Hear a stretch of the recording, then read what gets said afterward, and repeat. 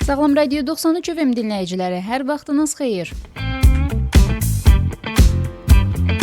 Ölkə futbolunda gündəm Azərbaycan milli komandası oldu və bugünkü verilişimizdə məhz Azərbaycan milli komandalarından danışacaq. U21 və əsas milli komandamız ötən həftə, bu həftə əsas gündəmdə oldu. Bugün də U21 yaşlı milli komandamızın Bakıda, Mərdəkanda oyunu keçiriləcək ki, bu barədə də qarşıdakı dəqiqələrdə danışacaq. Bugün studiyada mənimlə Elnur İsmayılovdur. Elnur Offside Plus saytının əməkdaşıdır. Xoş gəlmisən Elnur, necəsən? Çox sağ ol Günay, xoş gördük. Burada olmaq həmişə xoşdur. Axşam oyunu izlədin. Bəli. Oyuna razı qalmısan? Məncə bizim milli üçün əla oyun idi. Razı qalmaq, əla oyun deməyək, əla oyun olsa əla nəticə də olardı. Əla nəticə olmadı. Amma məncə oyundan razı qalmaq olar. Müəyyən mübarizə var idi, müəyyən epizodlarımız var idi. Bəzi epizodlarda ustalıq çatışmadı. Və yaxud da məsələn gördüm bir epizodda dünən yəqin azarkeşlərimiz görüb, oyuna baxanlar görüblər ki, yaxşı paslaşırdıq tik-taka Barcelona futbolu biraz. Oyunda yaxşı məqamlar var idi. Sevinəsi, gələcək ümidlə baxılası məqamlar var idi məncə. Normal oyun keçdi. Azərbaycan səviyyəsi üçün məncə yaxşı oyun idi.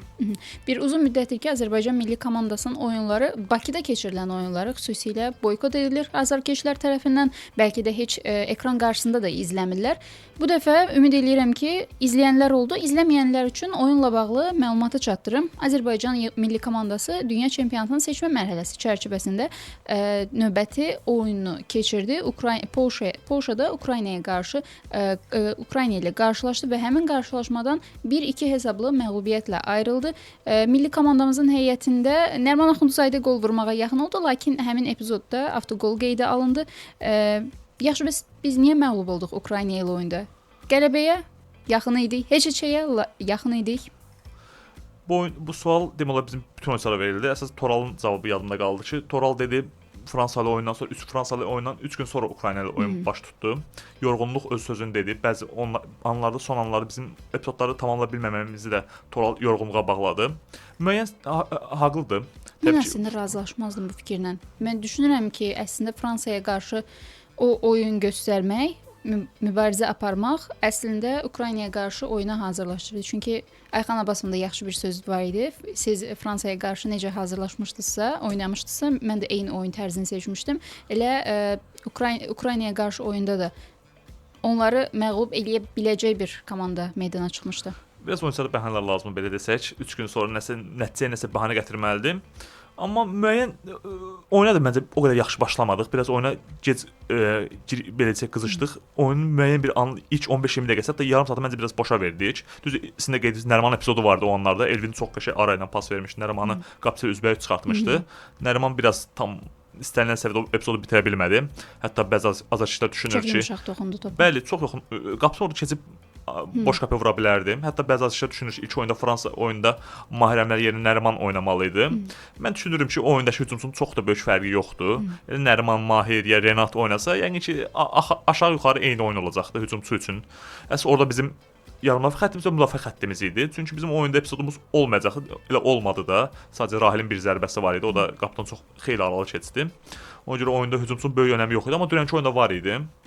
Mən o qolu niyə Nəriman Aktivə yazmaq olar? Elvin avtogol yazıldı düzdür, amma Nəriman Aktivə yazmaq olar qolu. Elvin çox yaxşı pas verdi. Şərdön pas ilə başladı. Elvin sonda yaxşı araya içəri verdi pası və Nəriman bitirdi. O qoldan sonra ikinci hissədə, o qol ilk hissənin sonlarında oldu düz. Oyun bitdi elə demək olar qoldan sonra ilk hissə başa çatdı. İkinci hissədə yaxşı başladıq, istəkli başladıq. Toral topu gətir yaxşı, orada biraz verdiyi qərar o qədər yaxşı deyildi. Ümumi onları biz həyəcan yaxşı idik, yaxşı göründü. Hətta Ayxan Abbasov dəyişikliyi, hücuma meyilli dəyişikliyi. Hesab 1-1 olarkən Anton Nuroyevi Musa Qurbanla əvəzlədi, başqa bir hücumçu ilə. Deyək Qarabağın hücum xəttini biz milli komanda ilə görürdük. Musa Nəriman birliklə. Amma o dəyişiklik nə qədər müsbət yansıdı, o biraz sual işarəsidir. Məncə oyundan sonra biraz oyunda biz geri getdik. Ukraynalılar təzən topu aldılar və çox keçmədi ki, onlar hesabda yenidən önə keçdilər. Bu dəfə Ruslan Malinovski fərqləndi, Ukraynanın əsas silahlarından biri. Oradan sonra da biz müəyyən yenə oynamağa çalışdıq, müəyyən topla göstərməyə çalışdıq nəsə, topla oynamağa çalışırdıq. Amma biraz ustalıq səviyyəsi, yorğunluqdan əlavə ustalıq səviyyəsi müəyyən anlara bizə çatmır. Bəzi anlarda yaxşı qərarlar verirdik, bəzi anlarda o qədər yox. Asmalar edirdik ki, asmaya toxunan olmurdu bəzən. Bəzi çox mənasız asmalar da edirdik. Qapıçının üçün heç bir problem yaratmırdı, ya müdafiə üçün heç bir problem yaratmırdı. Amma müəyyən anlarda nəsə etməyə çalışırdıq. Ümumi oyun baxımından 10 ballıq şkalanı dəyərləndirsək, Azərbaycan dünənki performansını ümumi indiyə kimi baxsaq, sonuncu qələmimiz ötən il iyunda olub. Səhvimiz Qazaxıstan birisinin yığmasını məğlub etmişdik. O da yoldaşlıq oyunu idi. Artıq 15-16 aydır qələbə yoxdur. Dünənki oyun heç olmasa azca bəlkə bir xal gözləyirdi. Ukrayna ikinci oyunda bir xal bizim üçün uğur ola bilərdi. Çünki bizim demək olar ki, o səviyyədə rəqiblərlə səfərdə belə hetsəmiz belə qələbəmiz keçdim, hetsəmiz belə çox azdır. Demək olar yoxdur hətta. Yəni Ukrayna düzü Avropa futbolunun orta səviyyə komandası sayılır. O rəqiblərlə belə bizim hetsəmiz yoxdur. Hətta bizim üçün böyük nəticə sayılardı. Amma mümkün olmadı. Yəni axırda gələcək müəyyən nikbin ümidlərlə baxmaq olar məncə. Həm İslandiya, həm Fransa ilə gələn oyunlar var. İkisi də Bakıda olacaq. Siz qeyd etdiniz ki, Azərbaycan yığmasına küsüblər. Görək bu dəfəki oyunlar Fransanın oyunu yəqin ki, müəyyən bir kütləni çəkəcək oyunçular. Mən bəzən şərhlərdə fikir verirəm ki, artıq yazıblar ki, artıq Azərbaycan millisinin oyunlarına gəlmək vaxtıdır. Sanki yavaş-yavaş barışırlar. Yerli məşqçi yəqin ki, insanlara müəyyən bir inam yaradır. Məncə iki oyunda bunu göstərir ki, inanmaq üçün nəsə var. Qol müəllifi Ruslan Malinovski ola bilsin ki, hətta qırmızı vərəqə ilə cəzalana bilərdi. Onların 8 nömrəsi, bizim 8 nömrəmiz kapitanımıza qarşı kobud bir hərəkət etdi və həmin epizod sarı vərəqə ilə cəzalandırıldı. Şahridin Məhəmmədəliyev həmin epizodda çox sərt reaksiya göstərdi. Sarı vərəqə ilə cəzalandırıldı və hətta birinci hissənin sonlarına qədər hələ də əsəbləşmiş, əsəblərini cilovlaya bilmirdi. Həmin epizodda qırmızı vərəqə var idi, verə bilərdi hakim. Biz artıq dünya futbolunda məncə belə vəziyyətlərdə qırmızı vərəqənin dəfələrlə göstərildiyi görmüşük. Qırmızı vərəqə rəqibin cəzalandığını dəfələrlə görmüşük. Məncə dünənki epizodda da verə bilərdi. Hakim getdi özü də baxdı. Biz də açığı mən baxmağa gələn dedim ki, yəni qırmızı vərəqə ilə cəzalanacaq. Çünki yəni düz orada Malinovski Emini görmür, amma Emin daha erkən, daha cəld tərpənir və orada topu almaq üçün daha tez hərəkət edir və uğurlu da olur. Top Emində idi. Top artıq Eminin belə deyək, aktiv top Eminlə idi. Amma Malinovski hərəkəti məncə qırmızı cəzalana bilərdi və oyunun qırılma nöqtələrindən biri idi bu. İlk hissənin sonları idi. Orada olsaydı, qırmızı olsaydı 10 nəfərlik Ukrayna oynamaq bizim üçün daha asan ola bilərdi. Malinovski də Ukrayna əsl ulduzlarından biridir. İkinci hissədə qol da vurdu. Azərbaycan üçün də oyunun qırılma nöqtəsi bu oldu. Ümumiyyətlə hakimin dünənki performansı da bizim milli üçün nə qədər yaxşı oldu. Sonuncu qolda da xeyli baxdı. Halbuki orada Xaybullayevin ayağına zərbə olduğu açıq-aydın görünürdü. Amma yəni hakim orada da xeyli baxdı. Sonra da heç o baxdığı dəqiqələr də o ki artıq oyun sonları idi. Belə kompensiya etmədi. Elə demək olar 95 dəqiqə oyunu bitirdi. 5 dəqiqə oyunu artırmışdı. Elə 95 dəqiqədə oyunu bitirdi. Halbuki orada 3-4 dəqiqə baxmışdı. Orada 2 dəqiqə əlavə də oynada bilərdi. Amma bunu seçmədi. Biz də artıq axın gəlməsə, yəni gəlirdik, top bizdə idi, paslaşırdı oyunçular, nəsə yaratmağa çalışırdılar. Bilmək olmaz bəlkə ikinci qol da vurub heç sənə bir xalla poçtdan qayıda bilərdik. Amma mümkün olmadı. Ümumiyyətlə hakimin bəzi qərarları belə güclü rəqibdən tərəf oldu. Sosial şəbəkələrdə izləyicilər belə hakimdən həddindən artıq giləylənirdilər. Sebastian Gesamerdən, bəli, Avstriyalı referdən. Azərbaycan milli komandası artıq məğlub olmuşuq, məğlubiyyətlə barışmaq lazımdır. Yaxşı məğlubiyyətə bəs layiq idikmi? Bu biraz məğlubiyyətdən sonra demək bunun çətindir. Bir xalı məncə götürə bilərdik. Qələbəyə layiq demək biraz çox olar məncə. Ukrayna komandasında vəziyyətləri var idi, Ukrayna yığmasında vəziyyətləri var idi. Amma bir xalla məncə götürə bilərik, bəli, bir xalla layiq idi deyə bilərik. Qarşıdakı dəqiqələrdə verilişimizin gedişatında izləyicilərimizin Azərbaycan milli komandasının dünənki oyunla bağlı fikirlərini də səsləndirəcəyik, baxacağıq. Görək izləyicilərimiz, futbol sevərlər nə deyiblər. Azərbaycan milli komandası həm Fransaya məğlub oldu və daha sonra səfərdə Ukrayna yığma komandasına məğlub oldu. Fransada Parisdə 0-3 hesablı və 1-2 hesablı Polşada məğlubiyyət qeydə alındı. Milli komandamız bu oyunlarda necə çıxış etdi? Ümumi 2 oyun dəyərlənsə bir yerdə Fransa və Ukrayna oyunlarını biz bir ay əvvəlki oyunlarda bura qata bilərik istəsəz. Onda düzdür, birində Ayxan Abbasov var, birində yoxdur. Fransa və İslandiya və Ukrayna oyunlarda qatsaq, o günkü Azərbaycanla bugünkü Azərbaycan arasında açığı mən dünənki Azərbaycan-Ukrayna oyunundakı Azərbaycanı, birinci oyundakı Azərbaycan-Ukraynadakı Azərbaycanı daha çox bəyəndim. Dünənki Azərbaycan məncə daha yaxşı idi. Düzdür, biz orada Bakıda bir xal qazanmışdıq, dünən qazana bilmədik. Amma məncə dünənki Azərbaycan daha pozitiv idi, belə deyək, daha çox futbol oynamağa çalışırdı. Düzdür, mən həmişə Azərbaycan yığması üçün düşünmüşəm ki, biz ilk növbədə müdafiəni öyrənməliyik. Müdafiə futbolunu öyrənməliyik, sonra hücuma keçmək sonrakı məsələdir. Məncə Fransa oyunu göstərir ki, bunu çox da pis bacarmırıq. Ən azından zonaları bağlaya bilirik və rəqibə problemlər yarada bilirik. Mbappé-nin hətta orada fərdi keyfiyyətlər olmasa, ilk hissə yəqin ki, heç də başa çatmışdı. Sonra ikinci hissə nə olardı? Onu bilmək olmazdı. Amma Mbappé kimi bir futbolçular var onların Fransanın. Bu da onları hesabda önə keçirdi. Ümumi məncə pis deyildi. Fransa oyunu hətta Azərbaycan üçün, yəni insanlar yəqin ki, daha böyük hesablı məğlubiyyətlər gözləyirdilər. Hətta o məlum oyun, Oser faciəsinin bu dəfə Parisdə yaşana biləcəyini düşünürdülər. yaxşı olmadı. Bu dəfə məncə Yaxşı layiqli olmadı. mübarizə apardıq. Ayxan Abbasov məncə 2 oyunda da məncə Ayxan Abbasovun komandası məncə 2 oyunda layiqli mübarizə apardı. Hətta məncə mübarizənin artığını demək lazımdır. Çünki biz görürəm sosial şəbəkələrdə jurnalistlər çox vaxt layiqli mübarizə aparırlar. Məncə yaxşı oynadı. Fransa necə oynamalıdır, elə onu oynadıq. Düzdür, məsələn dünən İslandiyada görürük ki, daha artıq mümkün, amma biz hələ artıq İslandiyadan aşağı səviyyədə komandayıq. Yəni onsuz Millətlər Liqasında 4-cü səbətdəyik, 4-cü tərəfdəyik. Yəni ona görə həm Fransa, həm Ukrayna oyunları məncə Ayxan Abbasovun aktivinə yazmaq olar. Məncə 2 oyunda da yığma pis oyun göstərmədi.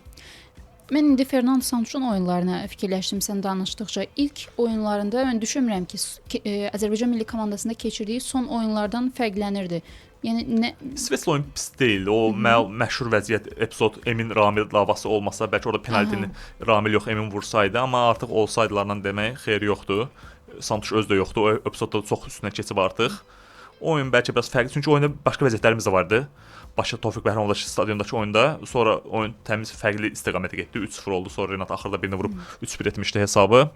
Oyunda bəlkə o epizod olsaydı, gol olsaydı, amma olsaydılarına artıq bir şey olmur. Amma ümumi Santuch dövrü bəli bizim üçün, yəni Santuch ümumiyyətlə Azərbaycan yığması tarixinin ən pis baş məşqçisi adlandıra bilərik. Elədir. Elə karyerasında da açıq-aşkar qələbə qazanmadığı bir uzun müddət qələbə qazanmadığı ilk həm milli komandadır və yaxud da klub karyerasında. Santuchun karyerası eniş dövrünü yaşayırdı. Bəli. Bizdə beləcə dib nöqtəsi olduq artıq. Fernando Santuchun Azərbaycan milli komandasında keçirdiyi ilk oyunlar və Azərbaycan milli komandasında Ayxan Abbasov dönəmi, ilk qarşılaşmalar aralarında çox böyük bir fərq varmı? Yəni baş məşqçiləri bir-biri ilə müqayisə edə bilərikmi və ya milli komandalar bir-birlərindən çox böyük fərqlənirmi?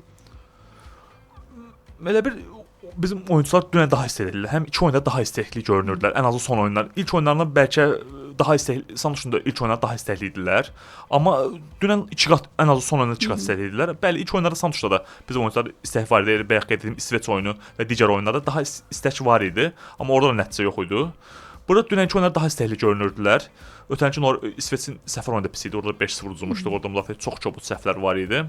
Bu il gəldi. Yəni biraz indi daha istəkli görür, amma bu görək bizim axırıncı oyunda Qurbanov Elvin oyundan sonra demiş ki, oyuna yaxşı oyunçu səsləndirmiş demiş, ona bel bağlamaq olmaz. Və bizim Azərbaycan futbolçulara bel bağlamaq olmaz. Ona görə onları görək ki, yəni Ayxan Abbasov çox sərt iş var. Məncə inanmaq lazımdır. Gəldi bu yolda dırnaqlarla beləcə qazə gəlib bura ki, milli komanda çıxana kimi onun karyer yolu Sumqayıt, Turantovu, Zirə, indi Şamaxı. Yəni beləcə barmaqlarına qazə gəldi. Azərbaycan U21 komandasına gəldi 2 növbədə, sonra yığmaya keçdi. Məncə buna layiqdir, ona şans vermək lazımdır, vaxt vermək lazımdır. Nəsə eləməyə çalışır. İş asan deyil. Yəni əlimdəki oyunçular bəllidir, heyətimiz bəllidir. Çox demək olar yüksək seçim yoxdur. Bu dəfə məncə heyət asxanında heç kim etirazlı olmadı ki, kimsə çağırıla bilər. Heç kim demək ki, bu çağırıla bilər. Ötən dəfə deyirlər Mehdi Cənnətov çağırıla bilər. Sonra onun səhvlərini gördülər. Bu dəfə heç Mehdi Cənnətovun adı çəkilmədi. Niyə çağırılmadı deyə. Ona görə həndəki heyət bəllidir. Məncə biraz Ayxan Abbasova şans vermək lazımdır. Ayxan Abbasovun müqaviləsinin detalları barədə daha detallı şəkildə danışacağıq. Reklam və musiqi fasiləmizdən sonra, daha sonra buradayıq. Elnur, qaldığımız yerdə dinləyicilərimiz də dalğanı dəyişməsin. Salam Radio 93 FM-də Offside qaldığı yerdən davam edir.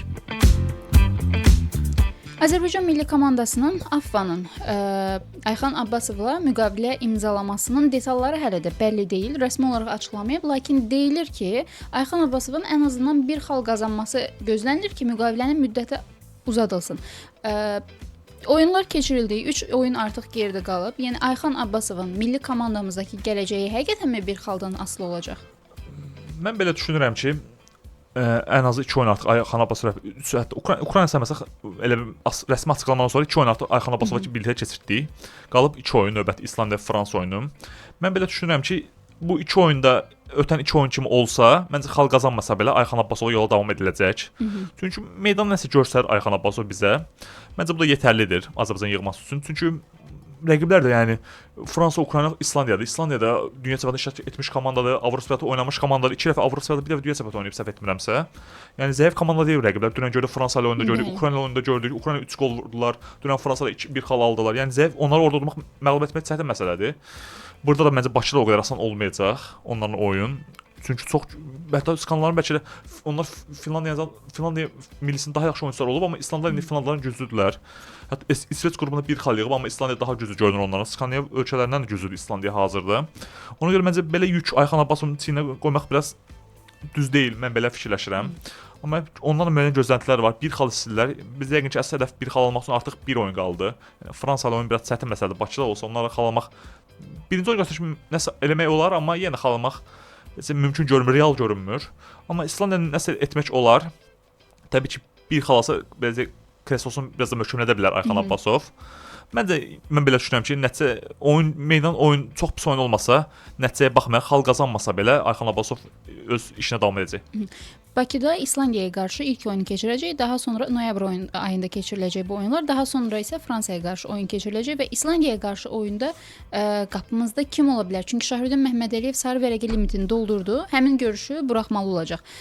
Rıza Cəfərov, Aydın Bayramov bu dəfə milli komandaya dəvət alanlardan və ya Mehdi Cənnətov ola bilər ki, Samsun dönəmindən onun milli komandaya dəvət alması deyilirdi, istənilirdi. Kim olacaq qapıda? Hal-hazırda bu sənin saydığın 3 qapıçı arasında oynayan Mehdi Cənnətovdur. Yeganə komandasında oynayan Mehdi Cənnətovdur. Rıza oynamır, Aydın da oynamır. Aydının Thiago Silva əvəzində Portuqaliya qapıçısı oynayır. Rızanın da əvəzində hətta Rıza bəlkə artıq komandasının 3-cü qapıçısı kimi düşüb. Emil Balayev də var onlarda. Çox təəccübləndim buna. Yəni yayda nə dəyişdi ki? Ötən mövsümün ən yaxşı Neftçi klubunda və ümumiyyətlə Azərbaycan milli komandasında da ən yaxşı futbolçularımızdan biri idi. Əslində biraz Kənan Pris gələndə artıq məlum olmuş ki, Neftçi çünki az pul ödəmədi onun üçün, maaşı da az deyil. Yəni bəlli idi ki, Kənan təcrübəli qapıçıdır. Samir Abbasov biraz daha təcrübəli qapıçı axtarır. Bu da hər məşqçinin istəyi normal qarşılamaq lazımdır, məncə istəyə bilər. O da artıq Rızanın ehtiyata məncə orada biraz problem o oldu ki, Rıza ayrılmaq istədi. Rızanın təklifləri də var idi. Amma ona beləsə imkan yaratmadılar. Nəsə anlaşmazlıqlar oldu biraz. Rıza gedib özü də oynamaq istəyir çünki Rıza Cəfərov başqa komandada öz çıxışını özünü göstərmək istəyir. Çünki 2003-cü ildə oynayan vaxtlarda mən belə düşünürəm ki, bizim millin əsas problemi bir də oyunçuların oynamamağıdır. Oyunçu oyuna təcrübə qazanır, özünə inamı oyuna qazanır, psixologiyasını da elə gücləndirər. Rıza'ya da oynamaq lazım idi. Amma hər şeyə baxmayaraq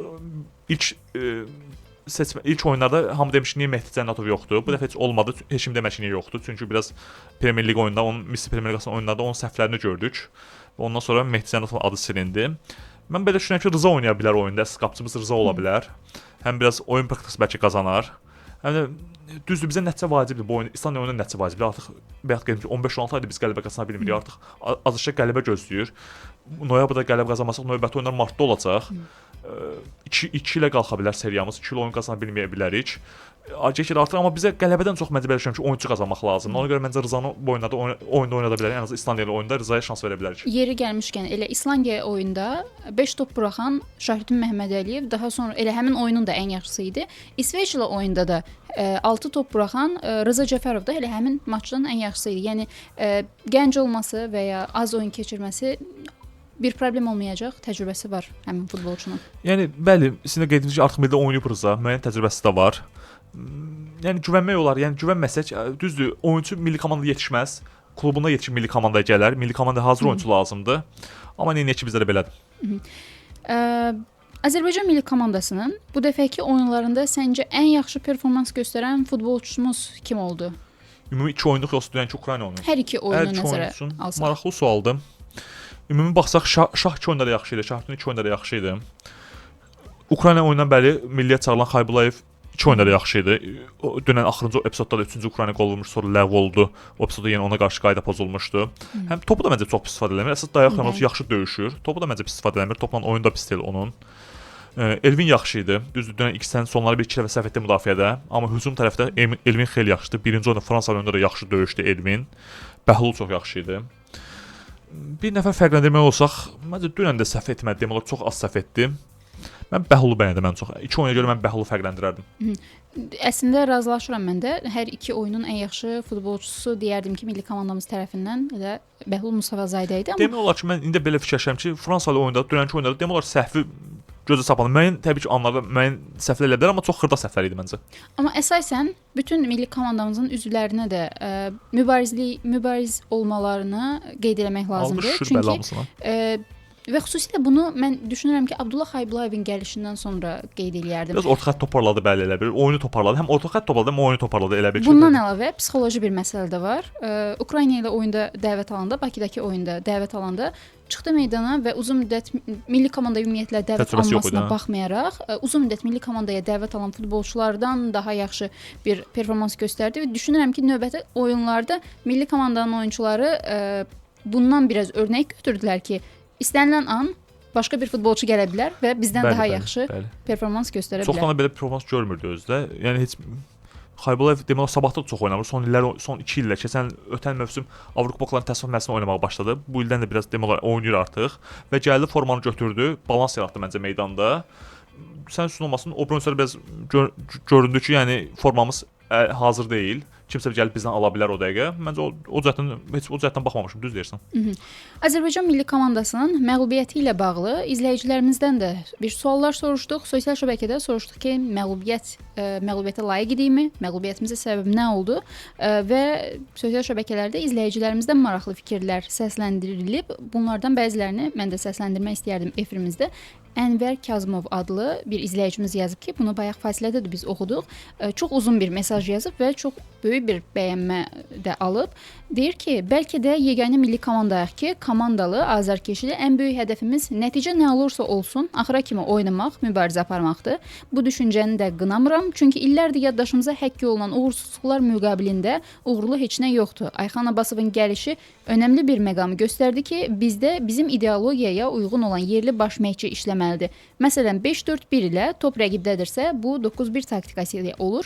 5-4-1 ilə çıxmaq, alınarsa əks hücumlarda uğurlu olmaq 30 il keçsə də biz millidə hələ də bundan irəli gedə bilməmişik. Ona görə də Ayxan Abbasovdan hər kəsin razı qalma səbəbi əslində bizi özümüzə qaytarmasıdır ki, öz oyunumuza qaytarmasıdır və ən əsası hər kəsin istədiyi odur ki, əgər ən azından bu mübarizəni apara biliriksə, milyonları əcnəbilərə vermək ən böyük səhvdir. Qocalıb gəlib burada yeyənlərə vermək ən böyük səhvdir. Ondansa elə öz baş məşqçimiz olsun. Az, çox da o olsa qazansın. Biz də millidə futbolumuzu inkişaf etdirib hədəflərə oynamalıyıq, qalibiyyətlərə öyrəşməliyik. Buna futbola inkişafına düzgün yanaşmaqla artıq hər kəs nail ola bilər. Əlimizdən gələni edək, qaçaq, nəticə nə olursa mübarizə aparaq, ideologiyasından artıq çıxmaq lazımdır. Uğurlar Azərbaycanım. Çox uzun bir şərh yazıb. Ürəyi dolu imiş. Azərbaycan futbolçular, yəni biraz futbol oynasalar, bizim hamı yazıçı olar, biraz şair olar. Biraz yəni futbol oynasan insanlarda olan böyük həvəs, marağı var. Bizim elə ofsaytdakı postda 360 yaxın şərh gəlib. Mən düşündüm ki, bəlkə fake səhifələrdir, amma yox, hər biri də real adamlardır. Yəni biraz oynasalar, biraz nəticə qazansalar, hamı insanlar sən stadiona qayıdarlar. Heç olmasa azarkeş minimum 10 min azarkeş oynamalı. Məncə minimum 10 min də azdır, amma heç olmasa 10-15 min azarkeş oynamalıdır. Böyle çox vaxt Tofiq Bəhramova salırlar, lap dalğar nəyə salırlar. Yəni dalğana biraz gediləsi çətin yerdir, amma Tofiq Bəhramov düzü metronun yanıdır. Qarabağın oyunları biz görürük orada necə vəziyyət alır. İnsanlar bilet davasına çıxırlar ki, oyuna gələ bilsinlər. 30 minlik stadionda 100 minlik tələbat olur.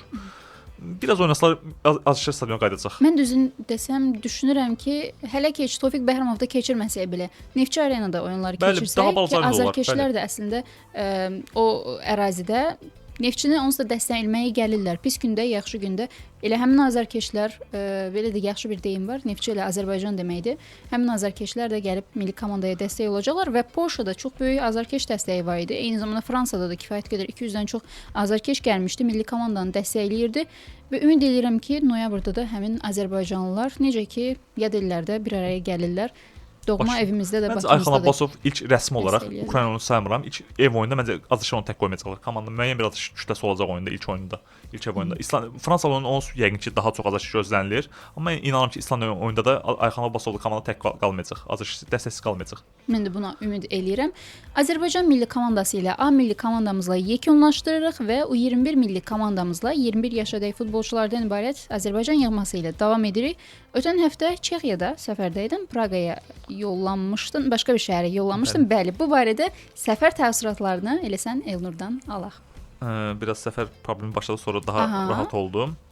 Çexiyanın Ostrava şəhərinə yollanmışdıq. Oyun Çexiyanın Karvina şəhərində idi. Biz deməli Karvina şəhərində olmadıq. Karvina şəhərinə ancaq oyun üçün yollandıq. Ostrava şəhərində qalırdıq. Milli komandamız, U21 gənclərimiz də, U21 komandamız da orada qalırdı. Onlar başqa bir oteldə idi. Ümumi oyundan əvvəl 2 gündə onlarla görüşdük, 4-cü gün onlarla görüşdük. Ümumi vəziyyətdə gördük. Murad Məmmədov, Emin Rüstəmov danışa bildik. U21 komandamızın yeni baş məşqçisi Rəşad Eyvalov danışa bildik. Hər suallarımızı cavablandırdılar. Oyundan qabaq, oyundan bağlı görüşlərim. Oyun bir gün sonra oyun oldu. Ümumi Oyuna keçməzdən əvvəl biraz demək istəyirəm ki, Rəşad Əyyubun biraz həyəcanlı hiss olunurdu, ilk oyunu idi, amma hiss edirəm ki, yaxşı hazırlaşmışdı bu oyuna. Sonra nəticə tam istənilən kimi olmayacaqdı, amma hiss olunur ki, nəsə hazırlaşıb, çox həyəcanlı oyunu bu hiss olunur ki, bu vəzifəni istəyirdi. Oyuna hazırlaşırdı, gənclərlə işləməyi də istəyir. Amma müəyyən oyun birbaşa oyuna keçsək oyun istənilən şəkildə bizim keçmədi. Oyunun nəticəsi 0-5 hesabı ilə məğlub olduq sonda. Hətta rəqib bir penaltini də vura bilmədi. Bizim qapıçımız Səlim Həşimli penaltini dəf etdi. Şamaxının ikinci qapısı belə desək. Uğurlu oyun olmadı. Demək olar vəziyyətimiz yox idi. Demək olar yox dərəcəsində idi. Bir epizodda oldu, Ağadaş topu yaxşı gətirdi. Xəyal Əliyevə verdi. Xəyal da epizod demək olar boşa verdi. Yəni o imkanı yaxşı istifadə edə bilmədi. Amma əsas komanda görən problem odur ki, meydana 11 nəfər çıxmışdı. O oyunçuların üçü cəmi komandasında oynayırdı. Eşqin öz komandasında oynayırdı. Rüfət Abbasov öz komandasında oynayırdı və Şahin Şahniyarov öz komandasında oynayırdı. Digər oyunçular demək olar ki, komandalarına şans tapmırlar. Ağalarışın özü Neftçidə ehtiyatda oturur. Muradın elə özü, Murad oyunda da ehtiyatdaydı. Bu oyunda da ehtiyatdaydı. Bu oyunda komanda öz komandasında ehtiyatdadır, burada da ehtiyatdadır. Ağalarış Neftçidə oynaya bilmir. Xəyal sabahda arada bir oynayır, belki sonradan daha çox girir. Orada da Paris Mikes, Sekirikan mübarizə çətindir. Mübarizə çoxdur. Şafranko var. Yeni Şimiç gəlib, Veliko Şimiç gəlib. Oynamaq çətindir, onun üçün də iş çətindir.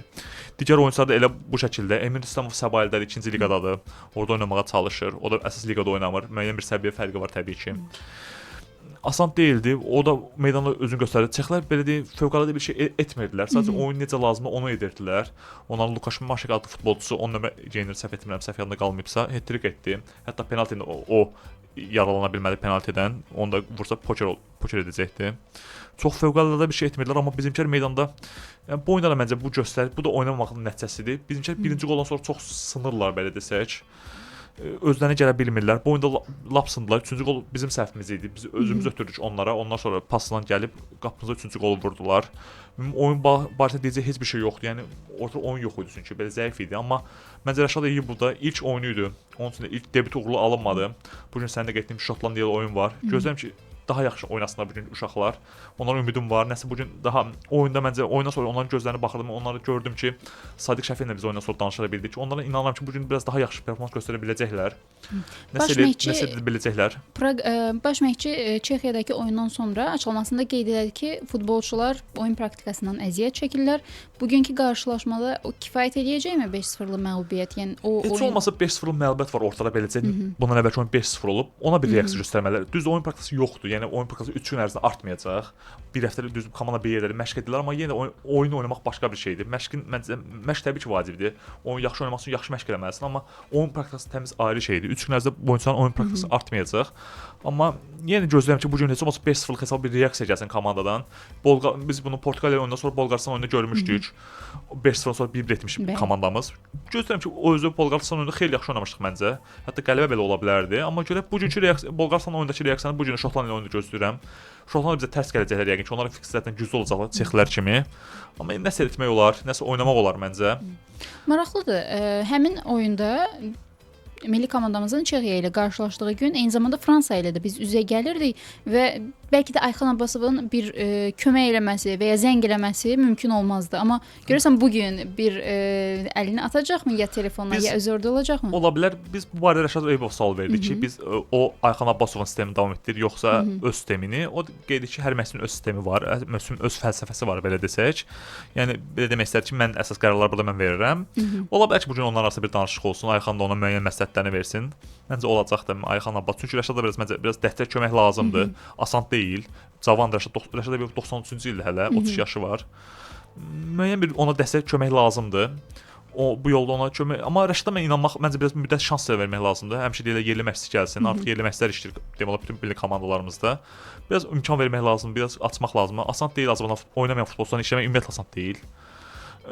Görək o bunu çətin işin öhdəsindən gələ biləcəkmi? Çünki bizim milli komandaya şərhlərdə də mən bayaq gördüm ki, yeni oyunçular lazımdır.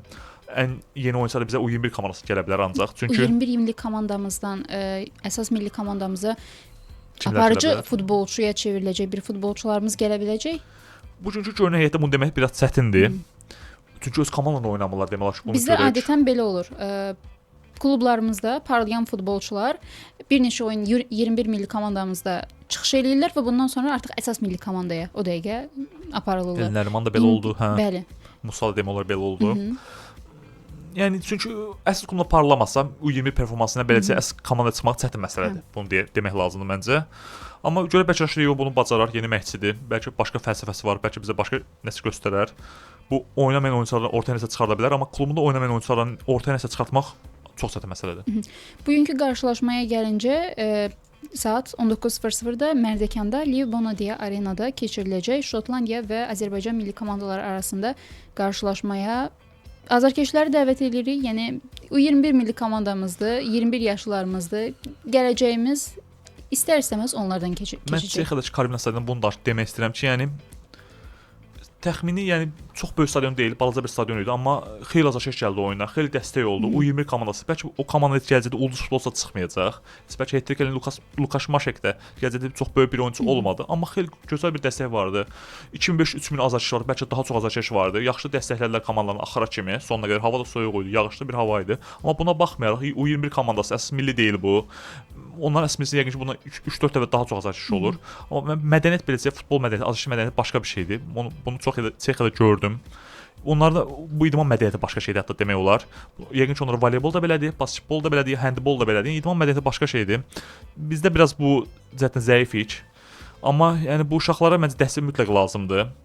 Burada da qol buraxıb yenə sınıxa bilərlər, psixoloji vəziyyətdən çıxmaya bilərlər. Çünki çətin, asan deyil.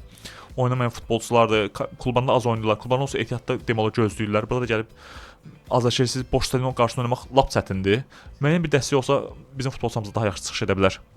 U21 milli komandamıza uğurlar arzulayırıq bugünkü qarşılaşmada. Səfərlə bağlı bir məlumatı da səndən almaq istəyərdim. Adətən Ceyhun Rzayev bir yerə səfərə gedəndə yeməklərindən danışır.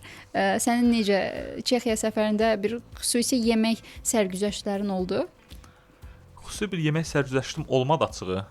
Ceyhun Rzayev kimi. Onun qədər belə maraqlı ifadə edə bilmərəm yemək sərgüzəştlərimi. Belə maraqlı anlar ümumiyyətlə həm Ostrava, həm Karvina qəşəng şəhəri, gözəl şəhərlər idi. Yaşıllığı bol, belə təbiət, demək olar daim yağış yağırdı şəhərlərdə. Yağış dinmirdi beləcə. Skin çox vaxt yağırdı, amma yağış dinmirdi şəhərdə. Boz şəhərlərdə. Bəli, boz şəhərdir. Demək olar günəş görmür. Günəş gəldi, 5 dəqiqə sonra təzədən itdi. Demək olar məncə Azərbaycanda biraz orada uzun müddət yaşasa biraz çətin ola bilər. O boz şəhərlərdə biz öyrəşməmişik və xeyli sakit şəhərlər. Yəni Avropa adi bir Avropa şəhəri. Yəni 6-dan 7-dən sonra küçədə demək olar insan olmur. Ancaq 5-ci, 6-cı günlər, növbəti gün, iş günü olmayan günlər o zaman şəhərdə biraz insan olur, amma normal günlərdə 1, 2, 3, 4-cü günlərdə demək olar şəhərdə insan görə bilməzsən. Müəyyən bir saatdan sonra 7-dən 6-dan 7-dən sonra qaranlıq tez düşür. Ona görə məncə maraqlı şəhər, qəşəng şəhər, yaşıllığı bol şəhər idi. Təbiəti gözəl idi. Eyni şəkildə biz Polşanın Katowice şəhərində də olduq. O da eyni şəkildə. Avropa təsərrüfatlarım bu belə. Yeməklə bağlı xüsusi bir təsərrüfatım yadıma düşməncə olmadı. Sıradan bir. Bəli. Bəli. Salam Radio 93 FM-də Offside dinləyirsiniz. Bir daha xatırladıram. Bugün saat 19:00-da Azərbaycan milli komandası Şotlandiya ilə üz-üzə gələcək. Həmin qarşılaşmada Liv Bonadiya arenada keçiriləcək, Mərdəkanda başlayacaq. Həmin qarşılaşmada milli komandamıza dəstək olar, həm olaq həmin qarşılaşmanı da izləyək, milli komandamıza uğurlar.